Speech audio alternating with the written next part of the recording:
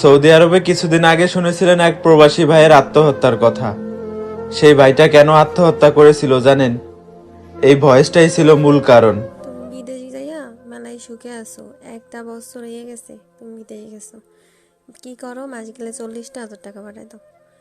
40,000 টাকা পাঠাও, সের মধ্যে 25-30 হাজার টাকা দেয় সমিতির কিস্তি, তিনটা পোলা মেয়ে লেখাপড়া, খাওয়া দাওয়া, কি হয়? আমাকে কিছুই হয় না।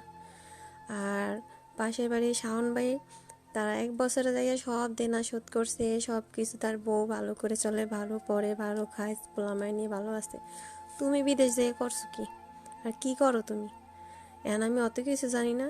আজকে মাসের 20 তারিখ, তুমি কেমনে কি করবা? তুমি এখন 10,000 টাকা পাঠাবা। এখন 10,000 টাকা যদি আজকের মধ্যে তুমি না পাঠাও, তোমার পোলামাই আমি বাড়িতে রেখে আমি বাপের বাড়ি চলে যাবো। আর এখন পাঠাইতে তো আজকেই হবে, কেমনে পাঠাবা, কি করবা, আমি কিছু জানি না। আর তুমি যদি না পাঠাইতে পারো, তোমার এই সংসারে আমার থাকা আর সম্ভব না।